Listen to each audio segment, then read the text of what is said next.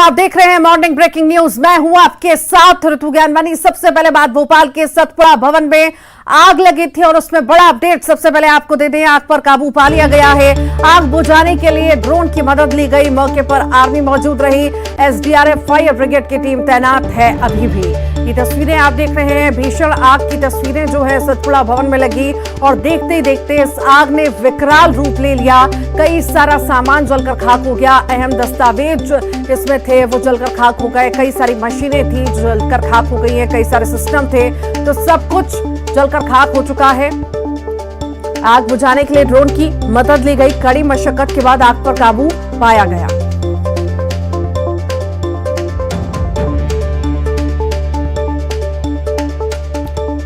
तो आज ही शुरू होगी सतपुड़ा अग्निकांड की जांच। एसीएस होम राजेश राजौरा का बयान आया है। छठी मंजिल पर अभी भी धुआं निकल रहा है। धुएं के खत्म होते ही फौरन जांच शुरू होगी।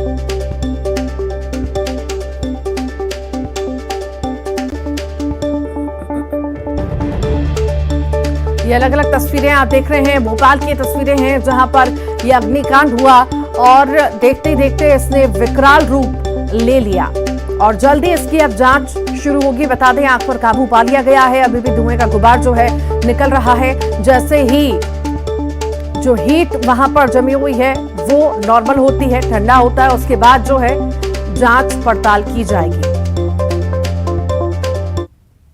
भोपाल के महत्वपूर्ण शासकीय कार्यालय सतपुड़ा भवन में कल शाम लगी आग पर अब लगभग काबू पा लिया गया है। कल जहां आपको ऊपर की 3 फ्लोर से लगातार आग की बड़ी बड़ी लपटें निकलती हुई दिखाई दे रही थी, अब वो पूरी तरह से काबू में है और सिर्फ कुछ धुआं जो है वो उठ रहा है क्योंकि अंदर कुछ ऐसी सामग्री, फर्नीचर और फाइल्स, डॉक्यूमेंट्स मौजूद हैं जो जिसमें अभी भी आग हो सकती है और यही वजह है कि उसका ये धुआं उठता हुआ दिखाई दे रहा है। लेकिन पूरी तरह से आग पर जो काबू है वो पा लिया गया है। भोपाल कलेक्टर आशीष सिंह कल रात से यहां पर लगातार नजर बनाए हुए थे और सर क्या ऑपरेशन अब पूरी तरह से खत्म हो चुका है या आग पर काबू पा लिया गया है? देखिए, आग पे पूरी तरीके से काबू पा लिया गया है और अभी हमारी टीमें भी सभी फ्लोर्स पे पहुंच गई हैं जिसका हम इंतजार कर रहे थे। और निश्चित रूप से कुछ चीज़ें जो जिनमें हीट ज़्यादा है, जो कुछ सुलग रही हैं, उनको हम लोग मौके पे जाके हमारी टीम को उनको बुझाना पड़ रहा है। इसमें भी 1-1.5 घंटे का समय लगेगा, लेकिन आग पूरी तरीके से काबू में है। और जो रिसोर्सेज मोबिलाइज हुए थे माननीय मुख्यमंत्री जी के द्वारा, तत्काल ही सारी एजेंसी जहाँ पर आ गई थी, चाहे आर्मी हो, सीआईएसएफ हो या फिर एयरपोर्ट अथॉरिटी हो, उसी का परिणाम है कि बिना किसी जनहानि के हम लोगों ने इस ऑपरेशन को अंजाम दिया है। निश्चित रूप से समय थोड़ा ज़्यादा लगा क्योंकि ज्वलनशील सामग्री बहुत ज़्यादा थी और तत्काल सभी फ्लोर्स में आग जो है वो पहुंच गई, लेकिन फिलहाल हम लोग इस पर काबू पा। देर रात तक कितने फ्लोर्स इसकी चपेट में आ गए थे? देखिए, तीसरे फ्लोर से शुरू होकर तीसरा, चौथा, पांचवा, छठा सभी फ्लोर्स इसकी चपेट में थे और तत्काल ही जैसे ही लगी डक्ट के माध्यम से सभी फ्लोर्स के बीच में आग पहुंच गई थी, लेकिन अभी सारी चीज़ें नियंत्रण में। तो देखिए अब सारी चीजें नियंत्रण में ही, ये कहना है भोपाल कलेक्टर का। सारी एजेंसीज, चाहे सीआईएसएफ हो, आर्मी हो, एयरपोर्ट अथॉरिटी हो, इन तमाम एजेंसियों ने पूरी रात यहां पर मेहनत की है और यही वजह है कि अब आग पर जो काबू है वो लगभग पा लिया गया है। हालांकि अभी भी जो चीजें हैं जो ज्वलनशील हैं, जिसमें आग सुलग सकती है, उनको बुझाने का यहाँ पर काम किया जा रहा है। और जो हीट है, कल पूरी रात ये भट्टी की तरह सतपुड़ा की बिल्डिंग तपती रही है, उसी के चलते ये धुआं उठता हुआ आपको यहाँ पर दिखाई दे रहा है। लेकिन इस पर भी जल्द काबू पा लिया जाएगा। आने वाले 1.5 से 2 घंटे काफी महत्वपूर्ण है। इस दौरान ये पूरा ऑपरेशन जो है वो खत्म भी हो सकता है और इसके बाद जो टीम्स है वो आगे पहुंचेंगी और एक एक चीज का फिजिकल वेरिफिकेशन वहां पर करेंगी ताकि पूरी तरह से ये सुनिश्चित किया जा सके कि अब सारी चीजें नियंत्रण में है। वीडियो जर्नलिस्ट मोहसिन खान के साथ न्यूज़ 18 के लिए भोपाल से वासु चौरे। सीएम शिवराज सिंह चौहान ने बड़ी बैठक बुलाई है, रिव्यू बैठक बुलाई है। सतपुड़ा भवन में आग को लेकर यह बैठक बुलाई गई है। बैठक में मुख्य सचिव, डीजीपी सहित मंत्री नरोत्तम मिश्रा, प्रभुराम चौधरी, अधिकारियों में राजेश राजौरा, मोहम्मद सुलेमान, नीरज मंडलोई सहित संबंधित अधिकारी शामिल होंगे। बैठक मुख्यमंत्री निवास कार्यालय समत्व में आयोजित होगी।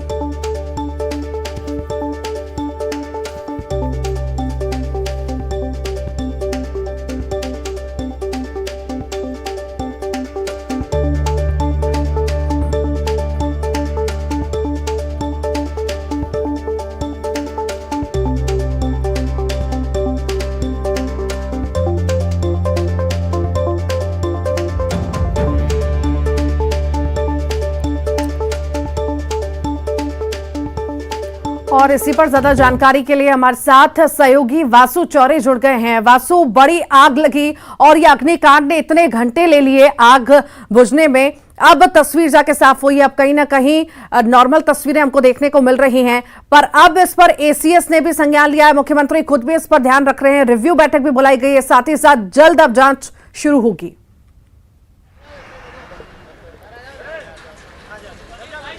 बिल्कुल, देखिए लगातार कल से जो आग लगी थी, कल शाम 5 बजे के बाद ये पूरी आगजनी की घटना हुई थी और उसके बाद से लगातार यहाँ पर आग को बुझाने का जो काम है वो काफ़ी ज़्यादा तेज़ी से चला। जो फायर ब्रिगेड का अमला है उसके साथ सेंट्रल की एजेंसीज की मदद ली गई, चाहे CISF हो, आर्मी हो।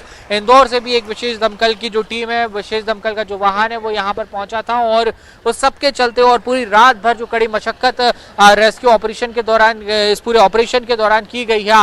आग को बुझाने के लिए जो ऑपरेशन चला और उसका ये नतीजा आप देख सकते हैं कि जो बड़ी बड़ी आग की लपटें उठती हुई दिखाई दे रही थी अब वो पूरी तरह से थम गई हैं। और अब जो फिजिकल वेरिफिकेशन है उसके लिए जो ऑफिसर्स की टीम है, जो दमकल की टीम है, वो अब अंदर उन फ्लोर्स पे पहुंचेगी, उन दफ्तरों में पहुंचेगी जहां पर आग जो है वो भड़की हुई थी।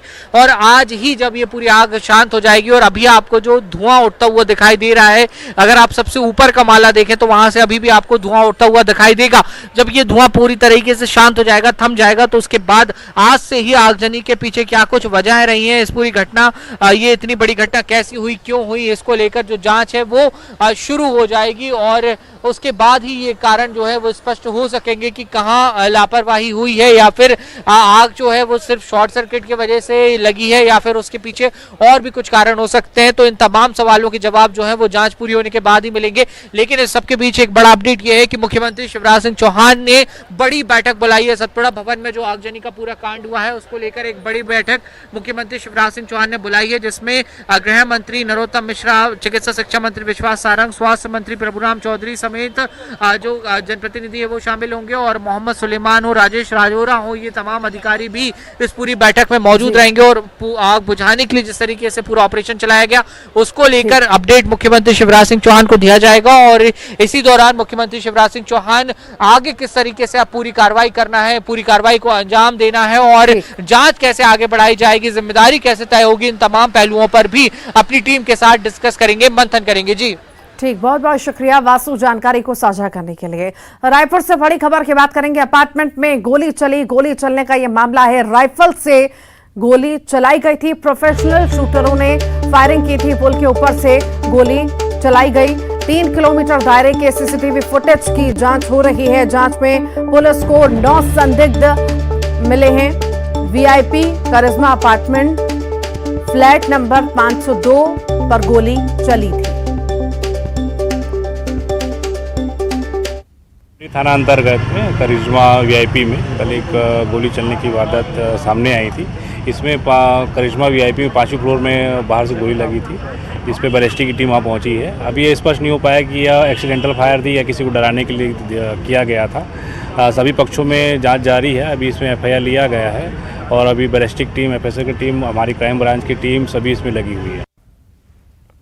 और इसी पर ज्यादा जानकारी के लिए युगल तिवारी हमारे साथ जुड़ गए हैं। युगल, अपार्टमेंट में गोली चली, आखिर क्या मामला बताया जा रहा है? शुरुआती जांच में क्या कुछ सामने आ पाया है?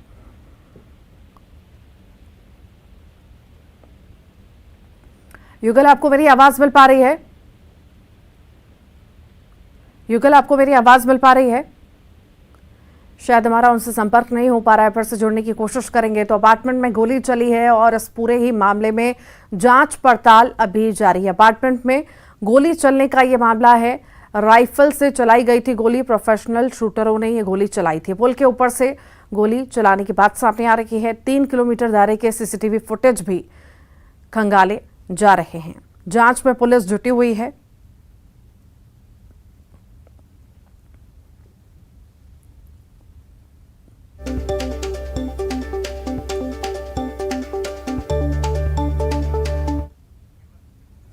और इसी पर ज्यादा जानकारी के लिए युगल तिवारी हमारे साथ जुड़ गए हैं। युगल, अपार्टमेंट में गोली चली है, शुरुआती जांच में क्या कुछ सामने आ पाया है?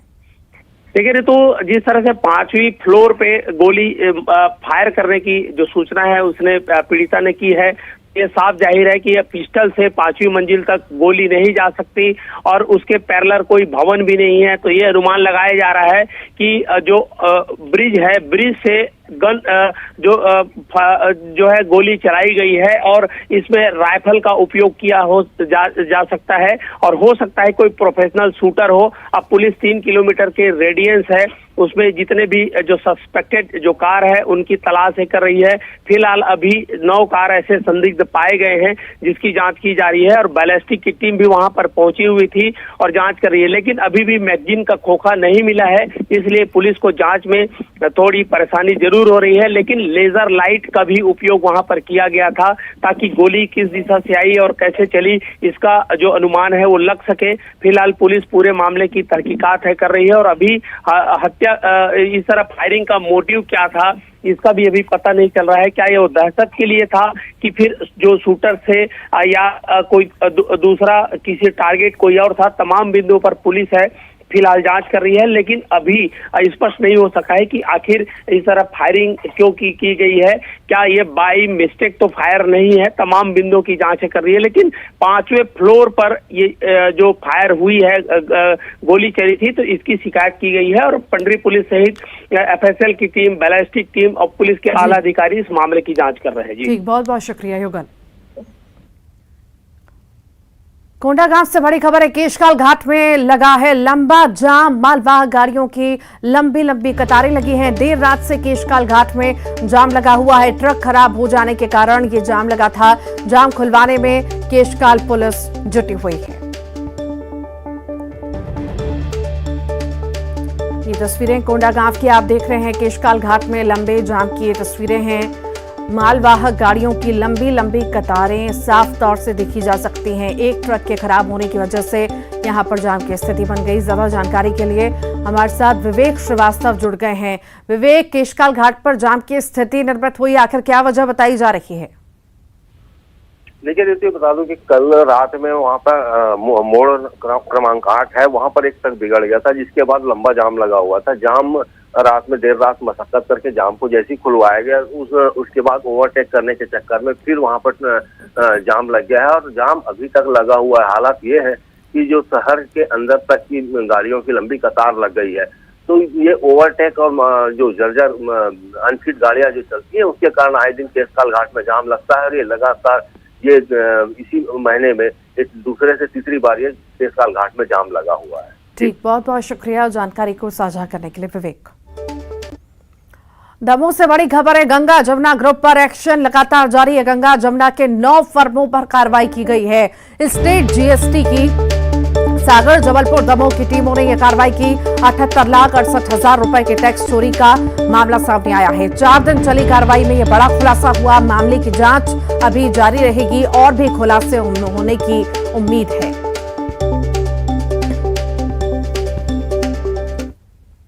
कार्रवाई की गई थी, जिसमें से 8 फर्म एक्टिव हैं, एक फर्म में कोई काम नहीं हो रहा वर्तमान समय में, और इसमें जांच कार्रवाई 4 दिन चली है। और जांच कार्रवाई के दौरान जो अभी तथ्य सामने आए हैं उस पर लगभग 78,68,965 रुपये जमा कराया गया है। ये प्राथमिक रूप से है, ऐसा मतलब अभी कार्रवाई जारी रहेगी। कोरबा और मनेन्द्रगढ़ से सड़क हादसे की खबर सामने आई। कोरबा में भारी वाहन के चपेट में आने से 4 नाबालिग लड़कों की मौत हो गई। बाइक सवार चारों लड़कों को भारी वाहन ने रौंद दिया। मौके पर चारों लड़कों की मौत हो गई। पाली थाना के चेतमा में हुए हादसे के बाद आक्रोशित लोगों ने काफी देर तक सड़क को जाम कर दिया। बाद में मौके पर पहुंची पुलिस ने लोगों को शांत कराया, सड़क जाम खत्म करवाया। उधर मनेन्द्रगढ़ में 2 अलग अलग सड़क हादसे में 4 लोग घायल हुए हैं। 2 बाइक की टक्कर में 2 लोग घायल हो गए। तो वहीं ग्रीन मेला देखकर लौट रही 2 युवतियों को कार ने टक्कर मार दी, जिसमें दोनों युवतियां घायल हो गईं। सभी को इलाज के लिए अस्पताल में भर्ती कराया गया है।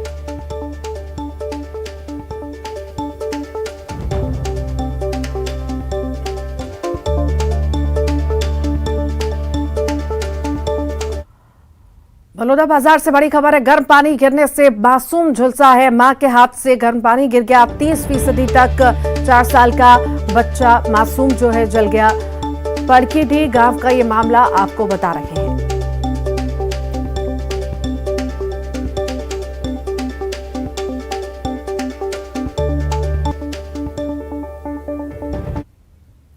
सूरजपुर से बड़ी खबर है। भटगांव में चोरों का आतंक देखने को मिला है। एक ही रात में 3 बाइक की चोरी हुई है। पुलिसकर्मी की बाइक भी चोरी हुई है। सीसीटीवी में चोरी की घटना कैद हुई।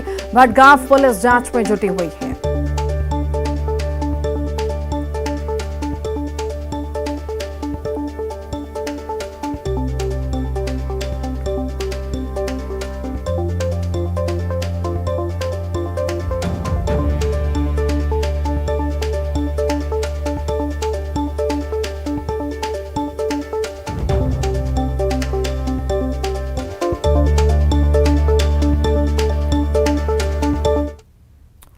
गुजरात से बड़ी खबर है। 24 घंटे में और विकराल हुआ है चक्रवात बिपरजॉय। गुजरात की तरफ बढ़ रहा है बिपरजॉय साइक्लोन। 14-15 जून तक गुजरात के तट से टकराएगा। सौराष्ट्र और कच्छ के समुद्री तट पर ऑरेंज अलर्ट जारी किया गया है। पीएम मोदी ने भी कल बैठक करके हालातों का जायजा लिया। चक्रवात बिपरजॉय 6 जून 2023 को अरब सागर में उठा था। शुरुआती 6 दिनों तक ये कराची की तरफ बढ़ रहा था, लेकिन अब रास्ता बदलकर गुजरात की तरफ बढ़ रहा है।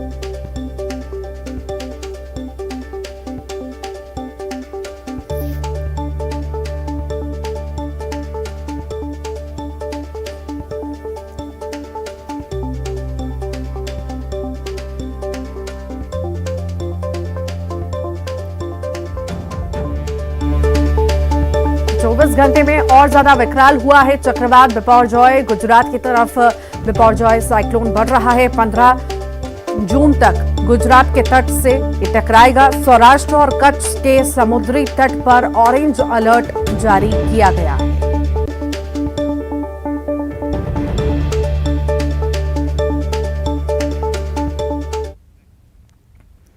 और आइए अब आगे बढ़ेंगे और बात करेंगे रायपुर से बड़ी खबर के। पश्चिम रेलवे पर बिपरजॉय चक्रवात का असर देखने को मिल रहा है। कई ट्रेनों को रद्द किया गया।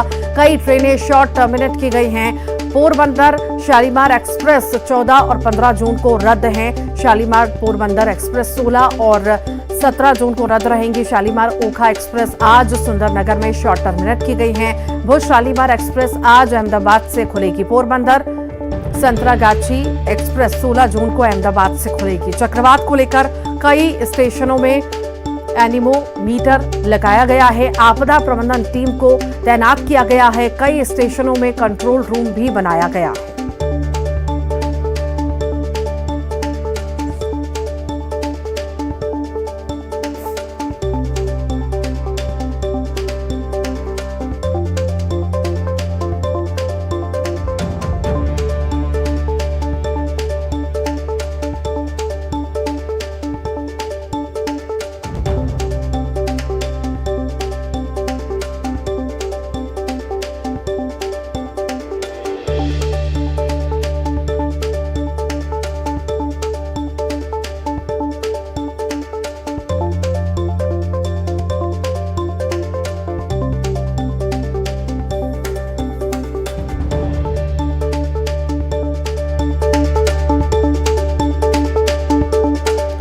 बड़ी खबर इस वक्त आपको बता रहे हैं। पश्चिम रेलवे पर बिपरजॉय चक्रवात का असर देखने को मिल रहा है। कई ट्रेनों को रद्द किया गया है। कई ट्रेनें शॉर्ट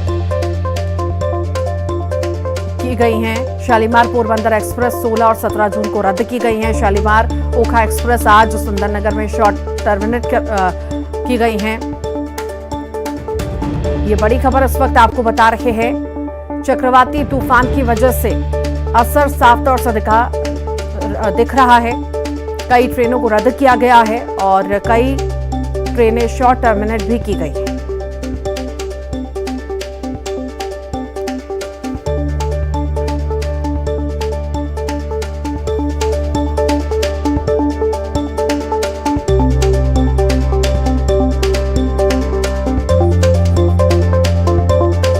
पश्चिम रेलवे पर बिपरजॉय चक्रवात का असर देखने को मिल रहा है। कई ट्रेनों को रद्द किया गया है। कई ट्रेनें शॉर्ट टर्मिनेट की गई हैं।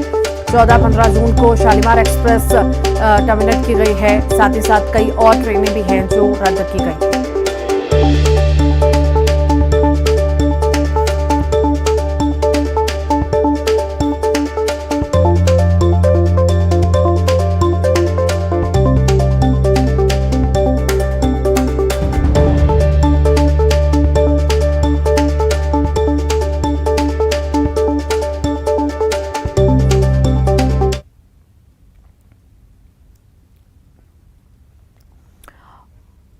और इसी पर ज्यादा जानकारी के लिए तनु वर्मा हमारे साथ जुड़ गई हैं। तनु, चक्रवाती तूफान का असर कहीं ना कहीं देखा जा रहा है, बिपरजॉय चक्रवाती तूफान का असर, और अब इस वजह से ट्रेनें भी रद्द हो रही हैं।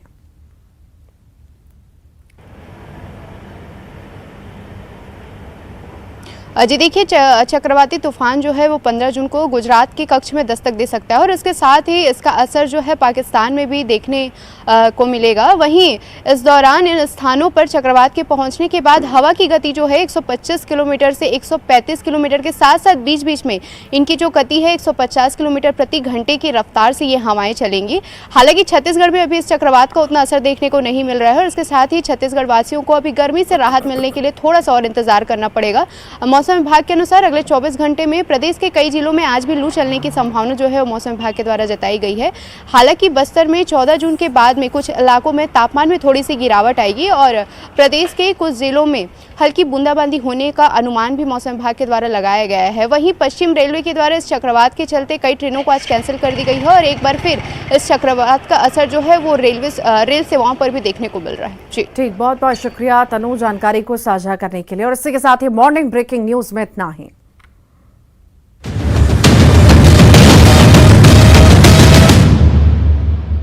हेडलाइंस प्रेजेंटेड बाय पेट सफा